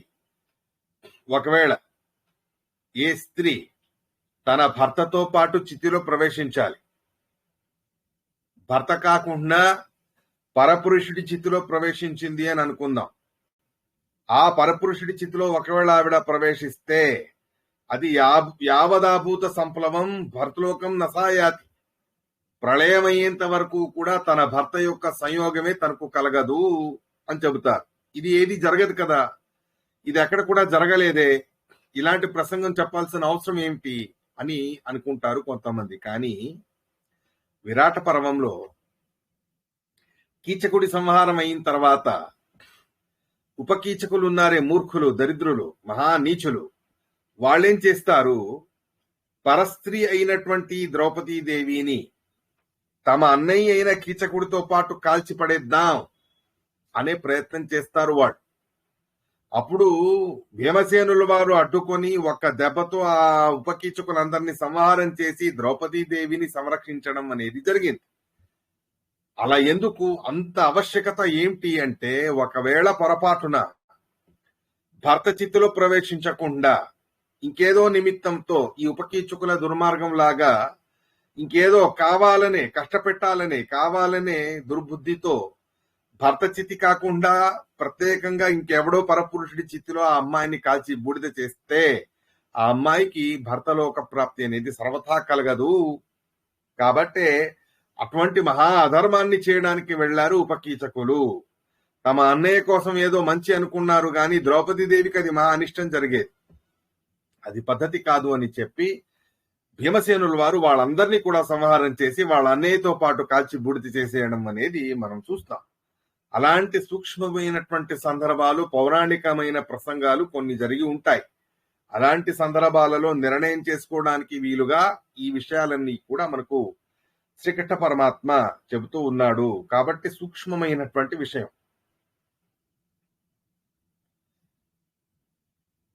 సాగమనం చేస్తే దేవతామాన ప్రకారంగా 3.5 కోటి సంఖ్యాకమైన వెంట్రుకలు మన శరీరం మీద ఉంటాయి. అన్ని సంవత్సరాల దాకా దేవమాన ప్రకారంగా అన్ని సంవత్సరాలు భర్తతో పాటు స్వర్గలోకాల్లో ఉంటుంది సాగమనం చేసిన స్త్రీ. నక్షత్రాలు ఎన్నున్నాయో అన్ని సంవత్సరాల దాకా స్వర్గలోకంలో ఉంటుంది సహగమనం చేసినటువంటి పుణ్యాత్మురాలు. కాబట్టి మాద్రి పోటీపడి మరి పాండురాజు గారితో పాటు సహగమనం చేసింది. ఎందుకు అంటే తను చేసిన దోషం తనకు తెలుసు. అలాంటి పతి మరణానికి తను కారణమయ్యారు. ఆవిడ పతి మరణానికి కారణమయ్యారు కదా అని చెప్పి ఆవిడ తన ప్రాశ్చిత్త రూపకంగా ఈ రకంగా చేసుకోవడం అనేది మనం మహాభారతంలో వింటాం. ఇక వైధవ్య ప్రాప్తికి కారణాలు ఏమిటి అని అడిగితే, సామాన్యంగా కొన్ని ప్రబలమైన ప్రారంధాలు అనేవి ఉండడం, ఈ బహిష్టు అయినప్పుడు అన్ని కలుపుకోవడం, ఇవన్నీ వైధవ్యానికి కారణాలు. వాటితో పాటు దుశ్శీలవతి అయితే, నిష్ఠురపు మాటలు మాట్లాడుతూ ఉంటే, వల్గులీ గ్రహ గోధావా ద్విముఖీ భవేత్, పరపురుషుల సహవాసం లాంటివన్నీ చేస్తే, అలాంటి ఆ స్త్రీ జన్మ జన్మల దాకాను కూడా బల్లిగా మారిపోయి, సర్పాలుగా మారిపోయి, భయంకరమైన నరకాల్ని ఆ దుష్ట స్త్రీ తను పొందడం అనేది జరుగుతుంది. భర్తని వదిలిపెట్టి పరపురుషుడి సహవాసం చేసి ఉన్న దుష్ట స్త్రీకి ఇటువంటి దౌర్భాగ్యపు జన్మ అనేది లభిస్తుంది. కాబట్టి పతివ్రతగా ఉంటూ తన భర్తని తప్ప పరపురుషుల జోలికి కూడా వెళ్లకుండా పాతివ్రత్యాన్ని జాగ్రత్తగా కాపాడుకునే ప్రయత్నం అనేది స్త్రీలు చెయ్యాలి. మనసా కర్మణా వాచ మృతం జీవంతమేవ వా జీవమానే మృతేవాపి కిలిబిషం కురుతే తుయా. భర్త విషయంలో వాచికంగానో మానసికంగానో లేదా కాయికంగానో ద్రోహం చేస్తే, దుష్టమైన వ్యవహారాలు లాంటివి చేస్తే, అలాంటి ఆ స్త్రీకి వైధవ్యం అనేది జన్మజన్మలకి కూడా ప్రాప్తించడం అనేది జరుగుతుంది. దేవతల పూజ, పితృదేవతల పూజ చేసేటటువంటి భర్త, అటువంటి ఆ భర్తకి మహాపుణ్యం అనేది లభిస్తుంది. అలాంటి ఆ పుణ్యంలో తత్ఫలం భర్తృపూజాత కుర్యాద్భర్తరచనం తతః, భర్త సేవతోనే పొందేస్తుందట స్త్రీ, భార్య. భర్త సేవ వలన దేవతల సేవ, పితృదేవతల సేవ, భగవంతుడి సేవ చేసిన మహాభాగ్యాన్ని పొందుతారు. కాబట్టి భర్త సేవని ఆడవాళ్లు ఎంతో శ్రద్ధాభక్తులతో చెయ్యాలి. ఇలా ఎవరైతే ఆ జన్మము కూడా పతివ్రత ధర్మాలను పాటిస్తూ తన భర్తతో పాటు ఉంటుందో సుశీలవతిగా, ఆవిడ శ్రేష్టమైనటువంటి ఉత్తమమైన లోకాలని పొందడం అనేది జరుగుతుంది. ఆదిత్య చంద్రులు ఉన్నంత వరకు కూడా ఉత్తమ లోకాల్లోనే ఆవిడ ఉండడం అనేది జరుగుతుంది. ఆభూత సంప్లవం మహాప్రళయం అయ్యేంత వరకు కూడా అటువంటి పతివ్రత స్త్రీకి దుర్గతి అనేది ఉండదు. ఇలా సపిండీకరణానికి సంబంధించిన విధానం, సహగమనానికి ఉండేటటువంటి విధానం మొదలైనవన్నీ ఏవైతే నువ్వు అడిగి ఉన్నావో అవన్నీ కూడా ఈ రకంగా చెప్పడం అనేది జరిగినది. ఇక సపిండీకరణం అనేది 11వ రోజు చేయాలి అని కూడా శ్రీకృష్ణ పరమాత్ముడు చెప్పి ఉన్నాడు. అయితే కొన్ని సందర్భాల్లో ద్వాదశాహే కృతం సర్వం వర్షం యావత్ సపిండనం పునః కుర్యాత్ సదా నిత్యం ఘటానం ప్రతిమాసికం. 12వ రోజైనా చేయవచ్చు. ద్వాదశాహే కృతం సర్వం వర్షం యావత్ సపిండనం, 11వ రోజు 16 శ్రాద్ధాలైనా చేయండి, సపిండీకరణం కూడా చేయండి. లేదా ఒకటి ఆ రోజు, ఇంకొకటి మరొక రోజు, ఆ లెక్కలు అయినా కూడా చేయవచ్చు. అంటే 11 లేదా 12వ రోజులో సపిండీకరణము కూడా చేయవచ్చు, లేదా 16 శ్రాద్ధాలు కూడా చేయవచ్చు. సామాన్యంగా సులభంగా ఉంటుందని చెప్పి కొంతమంది ఏం చేస్తారు, 11వ రోజు సపిండీకరణం చేసేసి 12వ రోజు 16 శ్రాద్ధాలు చేస్తారు. లేదా 11వ రోజు 16 శ్రాద్ధాలు చేసేసి 12వ రోజు సపిండీకరణమైనా చేయవచ్చు. రెండు కూడా ఉన్నది. అలా చేసిన తర్వాతను కూడా 16 శ్రాద్ధాలు చేసేసాం కదా, మళ్ళీ చేయాల్సిన అవసరం లేదు అనేం లేదు. మళ్ళీ 16 శ్రాద్ధాలు ప్రత్యేకంగా ప్రతిమాసిక శ్రాద్ధాలు అనేవి కూడా ఖచ్చితంగా చేసుకుంటూ వెళ్ళాలి. కృతస్య కరణం నాస్తి ప్రేతకార్యాద్రతే ఖగ, యక్కరోతి నరః కశ్చిత్ కృతం పూర్వం వినశ్యతి. కృతస్య కరణం నాస్తి ప్రేతకార్యాద్రతే ఖగ. అన్నిటికంటే ముఖ్యంగా చేయవలసినటువంటి కర్మ పితృకార్యాలకు సంబంధించిన కర్మలే. ఆ పితృకార్యాలు కాకుండా ప్రత్యేకమైన కార్యాలని కావాలంటే అటు ఇటుగా పోస్ట్పోన్మెంట్ లాంటివన్నీ చేసుకోవచ్చు. కానీ పితృకార్యాలలో కాలానికి తగ్గట్టే పద్ధతి క్రమంగానే చేసుకుంటూ వెళ్ళాలి అనేది కూడా చెప్పబడి ఉన్నది. యక్కరోతి నరకచిత్ కృతం పూర్వం వినశ్యతి వ్రతస్యేవ పునః కుర్యాత్ ప్రేతో అక్షయ్యమవప్నుయాత్ ప్రతిమాసం ఘటాదేయ శోధనా జలపూరిత. ప్రతిమాసిక శ్రాద్ధాలు కూడా అంతే ముఖ్యమైనవి. అర్వాక్ష వృద్ధే కరణాచ తాక్ష సపిండనం యకురుతే హి పుత్ర తథాపి మాసం ప్రతిపిండమేకం అన్నం చ కుంభం సదనం చ దద్యాత్. వయస్సు అయ్యే లోపే అంటే మంచి వయస్సులో ఉన్నప్పుడేనే అర్వాక్ష వృద్ధే కరణాచ తాక్ష వృద్ధి వివాహాది వృద్ధి కార్యాలు అనేవి జరిగే ప్రసంగం ఉంటుంది. అలాంటి వివాహాది వృద్ధి కార్యాలు లాంటివి జరిగేటటువంటి సందర్భమై ఉన్నప్పుడు అప్పుడు కొంచెం వ్యత్యాసంగా ఉంటుంది పద్ధతి. అంటే వివాహాది శుభకార్యాలు జరగాలి, కన్యాదానానికి సమస్య లేదు, పిల్లవాడి పెళ్లి, మగవాడి పెళ్లి, కుమారుడి పెళ్లి జరగాలి. కుమారుడి పెళ్లి జరిగేటటువంటి సందర్భం అయితే అప్పుడు వివాహాది వృద్ధి కార్యాలు లాంటివి ఉన్నాను కూడా 1 సంవత్సరం అనేది పరిపూర్ణమయ్యేంత వరకు సమయం అనేది ఉండదు అని అనుకుందాం. అలాంటప్పుడు ఆ మరణించిన వ్యక్తి కోసం అని చెప్పి పిల్లవాడు ముందే సపిండీకరణం అనేది చేసేసుకోవచ్చు. అంటే చెప్పారుగా 45 రోజు 6 నెలలు 1 సంవత్సరం దాకా మొత్తానికి సపిండీకరణం చేయండి అని చెప్పారు. కానీ వివాహాది సందర్భాలు ఉన్నాయి అని అనుకుందాం. వివాహాది సందర్భాలు అనేవి ఉన్నాయి అని అన్నప్పుడు 45 రోజు 6 నెలలు 1 సంవత్సరం దాకా కాకుండా 11 రోజో 12 రోజో సపిండీకరణం అనేది చేసేయాలి. అలా సపిండీకరణం చేసిన తర్వాతను కూడా ప్రతి నెల కూడా వివాహాది సందర్భాలు ఉన్నప్పటికీ కూడా తల్లిదండ్రుల ప్రతిమాసిక శ్రాద్ధాలని కూడా మారడానికి లేదు. అలాంటి తల్లిదండ్రుల ప్రతిమాసిక శ్రాద్ధాలు ఖచ్చితంగాను కూడా చెయ్యాలి అనేటటువంటి విషయాన్ని కూడా శ్రీకృష్ణ పరమాత్ముడు మనకు చెబుతాడు. ఇలాంటివి ఎన్నో సూక్ష్మమైనటువంటి విషయాలు, కొన్ని అత్యంత కఠినమైనటువంటి సందర్భాల్లో నిర్ణయం చేయడానికే వీలు లేనటువంటి సందర్భాలను కూడా సులలితంగా శ్రీకృష్ణ పరమాత్ముడి నిర్ణయ ప్రకారంగా మనం తెలుసుకోవడం అనేది జరిగినది. ఇలా ఉండగా పూర్వం బబ్రువాహన అనే మహారాజు గారి కథ అని మనం విన్నాం. ఆ బబ్రువాహన అనే మహారాజు గారి కథ, ఆ ప్రేత పిశాచానికి తను శ్రాద్ధం చేస్తాడు రాజా సర్వస్య బంధు అని చెప్పారు కదా, ఆ కథ మళ్ళీ కూడా ఈ ప్రసంగంలో ఇక్కడ చెప్పబడడం అనేది జరుగుతుంది. కొన్ని విశేషమైన సందర్భాలు అంటే అక్కడ చెప్పినటువంటి విశేషమైన అంశాల కంటే మరికొన్ని విశేషమైన అంశాలన్నింటి కూడా చేర్చి ఇక్కడ చెప్పడం అనేది చేస్తాడు శ్రీకృష్ణ పరమాత్మ.